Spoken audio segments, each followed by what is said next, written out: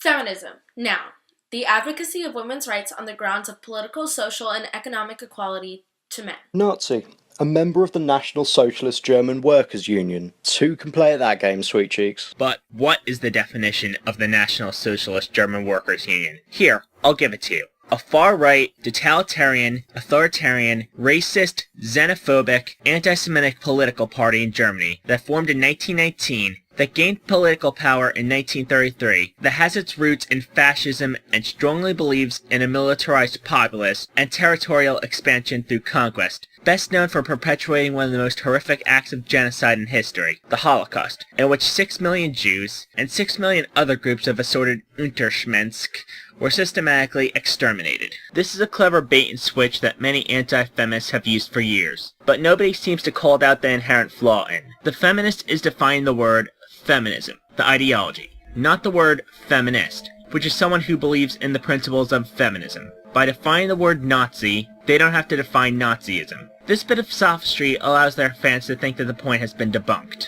Also, on a side note, it's funny how this still continues to be used, despite the fact that there are many neo-Nazi anti-feminists. So the assumption of Nazi equals bad no longer works with your audience. Oh, and Sweet Cheeks? She's 13.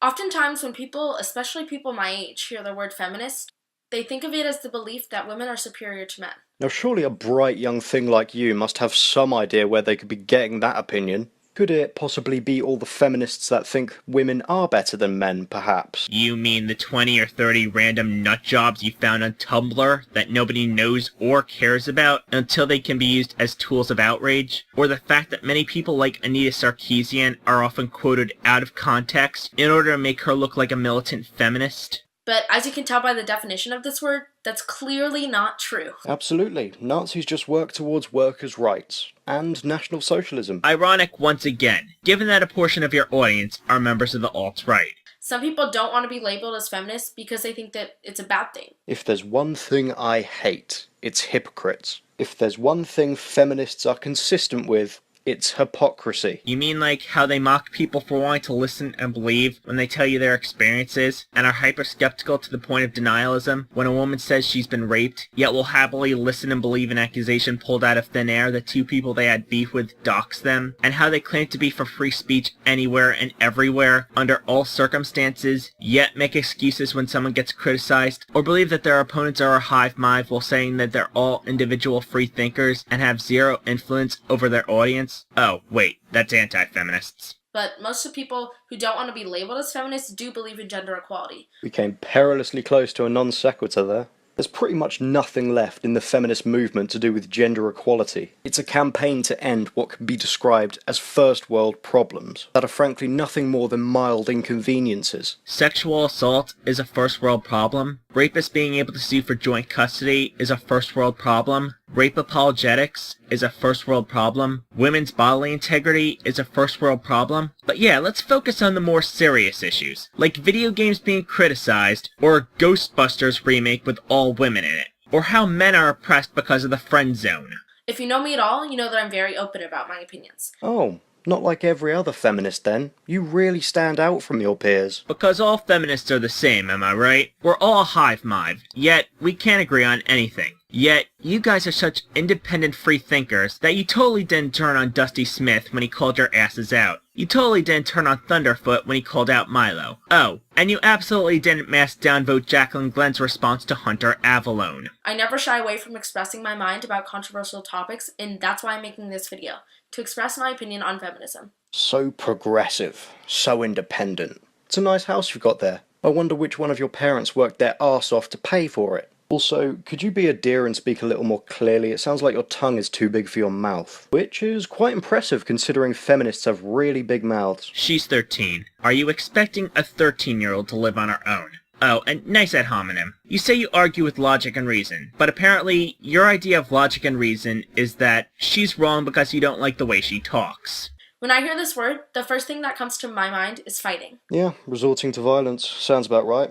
God forbid a man hits a woman back, though. That's not the kind of equality we want around here. The never hit a girl thing is a traditionalist conservative idea, where women are seen as too delicate and weak to do any real damage. But of course, you guys take it the other way. There's whole video series by people like Red Pill Philosophy of women getting brutally beaten just for insulting a guy. So, beating up a woman because she called you mean names is equality, but punching Richard Spencer is an outrage. Got it. For freedom for women to feel safe, for men and women to have the same opportunities. Fighting to feel safe.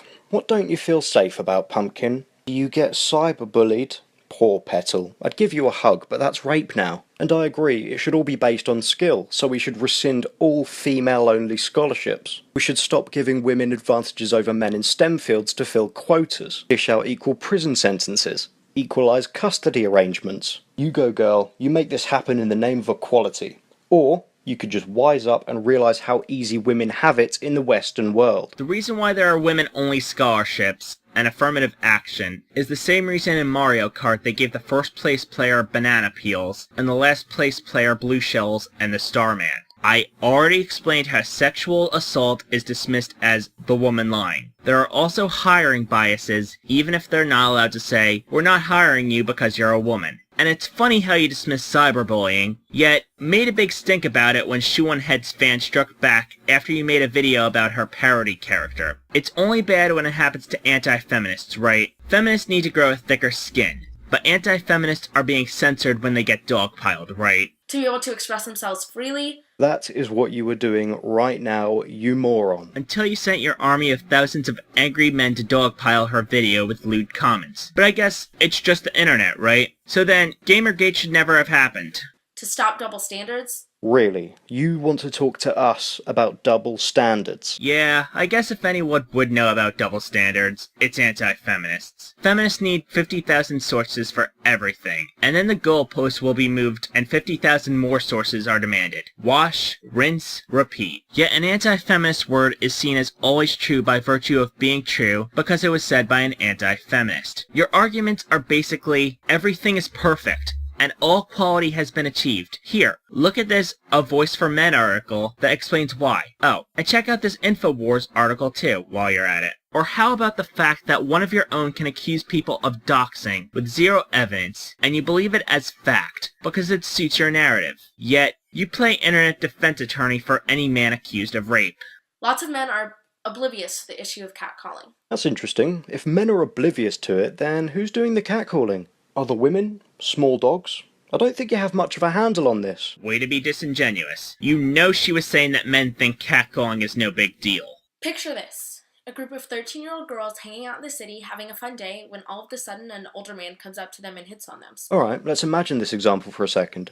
Hey, you're right, it's not nice. Luckily, it's completely made up and didn't happen. Let's imagine something else with an equal amount of truth. Anita Sarkeesian arguing with actual gamers until her eyes turn red, her jaw unhinges, and she swallows them whole. Actually, that could still happen. And of course, being the unsympathetic prick you are, you conclude she's lying based on nothing. And why did you need to bring up Anita Sarkeesian? Oh, I know why. Because you're so butthurt that a woman dares to criticize video games, that you guys have made thousands upon thousands of videos on her. Yeah, rushing to make a video strawmanning Anita is what the real issues are. Specifically asking how much they cost. And how much did you cost? I only ask because, well, you're not exactly top-shelf merchandise. I wonder where you draw the line. Why are you even saying these kinds of things about a child? You are literally just being as much of a creep as those guys. She's 13.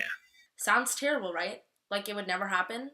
But unfortunately it has, to me and my friends. I think you're lying. Don't like being called a liar? Then present evidence. Because these are very serious accusations. You can't go around the internet saying that someone tried to buy you without backing it up.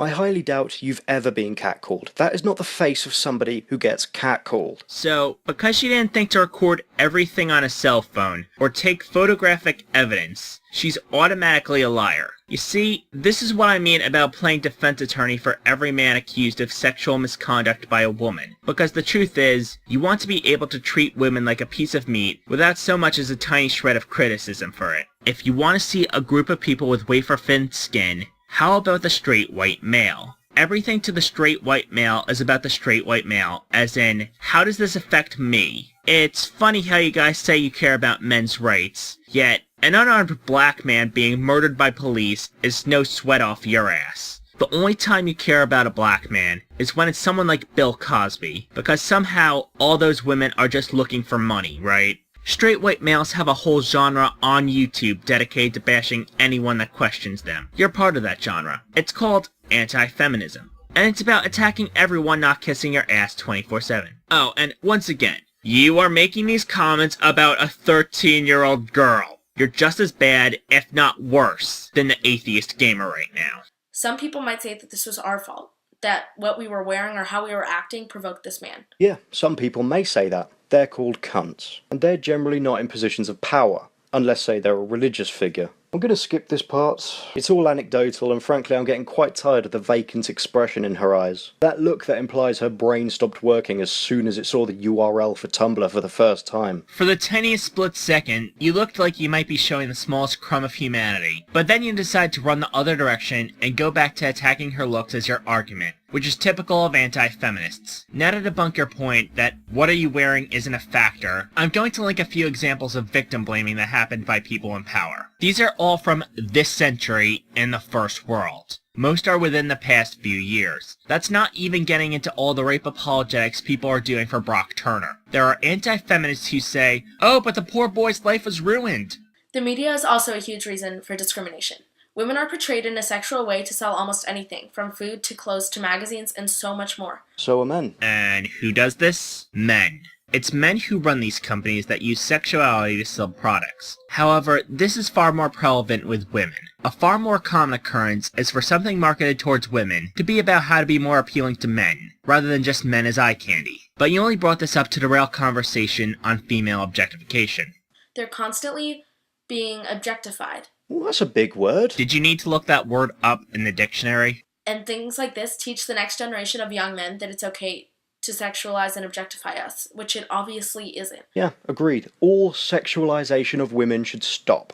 You know, so we can let the human race die off without using that sexual thing that's vital for the survival of our species. Nice straw man. You people are good at being disingenuous. You like to find bedroom feminists. In this case, a 13-year-old girl. A literal child, because they don't always argue their point in the most precise manner possible, because they're not making a video for academic review. Yet, this child is still more intelligent and reasonable than you are. Most of your arguments have been ad hominem attacks, or, I know you are, but what am I? You would get destroyed in a debate by academic feminists. You know that, and everyone knows that. You can't even argue against a 13-year-old effectively and clearly. Although we're portrayed sexually in the media, we're often ridiculed for doing anything like that in real life. You may be. You might be ridiculed. Other women, not so much. Have you ever gone to the beach, seen women strutting around in bikinis? They're not ridiculed, so it's just you. You should have chosen an ostrich as your avatar because your head is buried in the sand. Are you that unaware of how minor details of women's bodies are being judged? And if they aren't being judged, they're being ogled. Sometimes both by desperate, lonely, horny guys with no social skills. In other words, most of your audience. Women and men shouldn't have to be modest in order to be considered beautiful. When a guy gets with a lot of girls, he's cool. He's the stud. He's the man.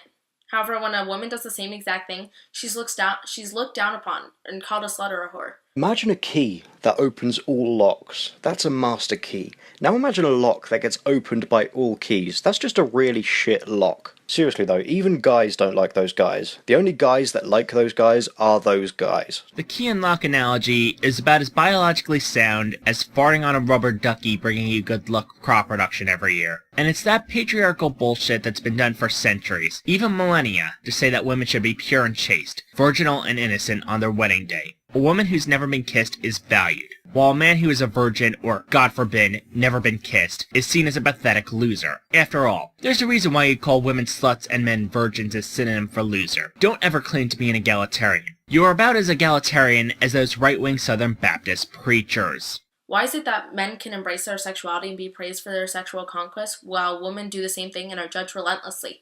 Why can't it be standard for both women and men to be allowed to embrace their sexuality and their body without being judged? Sounds to me like someone has some serious daddy issues. You can embrace your sexuality if you want. Most people really won't give a shit, and if they do, then who the fuck cares? When did other people's opinions become this big evil force that you can never go against? Grow the fuck up. You seem to care a lot. You just did the key and lock analogy. Oh, and you sound really triggered now. Another big issue is the gender wage gap. Nope, fuck it, we're done. Stupid fucking fuck. Well, someone's really triggered. I know the idea of an unexplained pay gap sets you off from 0 to whinging man baby in seconds, but it's reality. Just because some A Voice for Men article says that women never get paid less for being women, doesn't make it true. Time to link the US Bureau of Labor Statistics page once again. You know, that bit of liberal propaganda that uses such pesky things as statistics and facts. I know you don't like the facts that go against your narrative, so I don't expect you to read this. But this is more for the benefit of my audience, so they can see how full of shit wage gap denialism is. That is a lot of money that these women need to support themselves and their families if they have them.